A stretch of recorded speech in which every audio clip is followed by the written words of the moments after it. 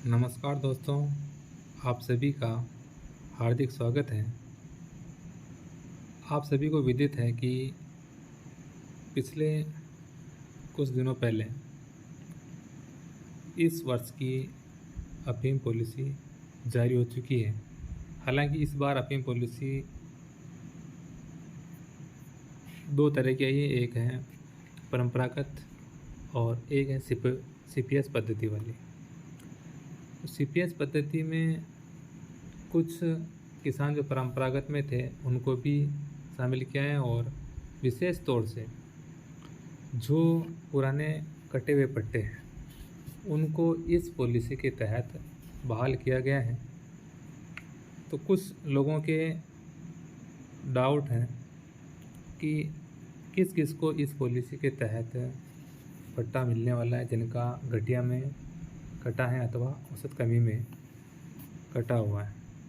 तो घटिया में जो कि सीपीएस पॉलिसी के पैरा नंबर 6 में दिया गया है कि 1998-99 के बाद वे किसान जिनका अफ़ीम पट्टा घटिया के तहत कटा है, यानी कि जिनकी एमएस 9 थी, 9 से कम, उनके पट्टे रखे हुए थे।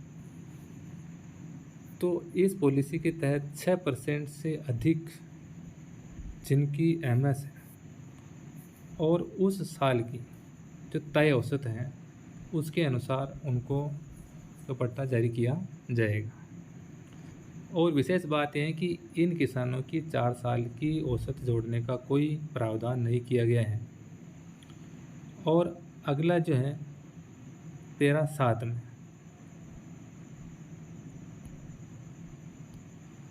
इसमें पैरा 7 में औसत कमी से जिन किसानों के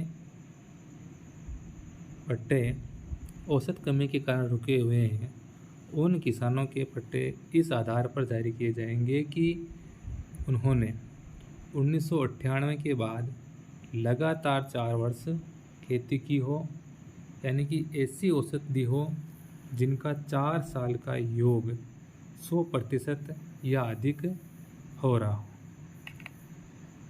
यानी कि बीच में किसी ने 1 साल भी अगर हकवा दी है तो वो भी इसके लिए अपात्र है।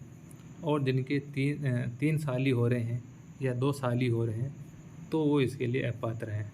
और कुछ किसानों की ये भी डाउट है कि 1998 से पहले 97, 96, 95 के साल भी जोड़े जाएंगे, तो ऐसा इस नीति में कोई प्रावधान नहीं है क्योंकि 1998 में इसमें आधार वर्ष माना गया है।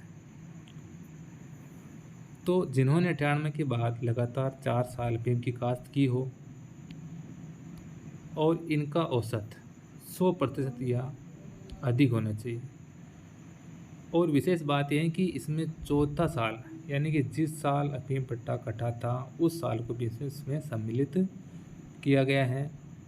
पहले ऐसा नहीं था क्योंकि 4 साल के पहले जो नीति जारी की इसमें 5 साल का 103, 5 साल का 100% के तहत जो जारी की गई, तो उसमें 5 साल तो कंप्लीट चाहिए थे और छठे साल जिनका कटा हो ऐसा प्रावधान था। लेकिन इस बार इसमें कटे हुए वर्ष को भी शामिल किया गया है। उदाहरण के तहत आप समझ सकते हैं कि इसमें जो फसल वर्ष होता है वो इस प्रकार चलता है क्योंकि फसल वर्ष जो है 1 अक्टूबर से लेकर अगले साल के सितंबर तक चलता है। तो 4 साल इस प्रकार होते हैं कि 1998-99 जिन्होंने खेती की हो, 99-2000 में की हो, 2000-2001 में की हो और 2001 में बोया हो, 2002 में कट गया हो। तो इस प्रकार 4 साल खेती की और चौथे साल औसत कमी के कारण जिनका पट्टा रुका है उनके 4 साल की औसत किसान द्वारा दी गई औसत का योग, सरकार द्वारा दी गई औसत का योग, इन दोनों का योग करके आप इस फॉर्मूले के तहत अपनी औसत निकाल सकते हैं। यानी कि किसान द्वारा दी गई औसत को ऊपर रखना है और सरकार की जो औसत थी 4 सालों में, सरकार की तय औसत थी उसको नीचे रखना है, उनका योग नीचे रखना है और इनटू में 100 करने हैं।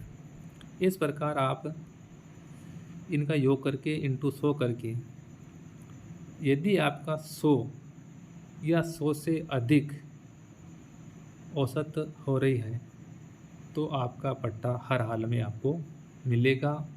आप अपने औसत इस फॉर्मूले के तहत निकाल करके आप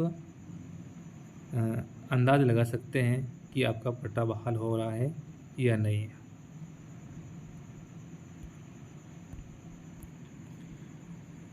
अगर इस फॉर्मूले के तहत अगर आपका पट्टा 100 से प्लस है या 100 है तो पट्टा जारी होकर अगर किसी कारणवश लिस्ट में अगर आपका नाम नहीं आता है तो आप इसके लिए जो जिला नारकोटिक्स कार्यालय है वहाँ पर एप्लीकेशन देवें।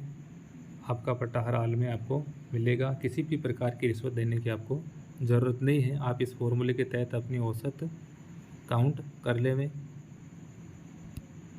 धन्यवाद। Thank you so much.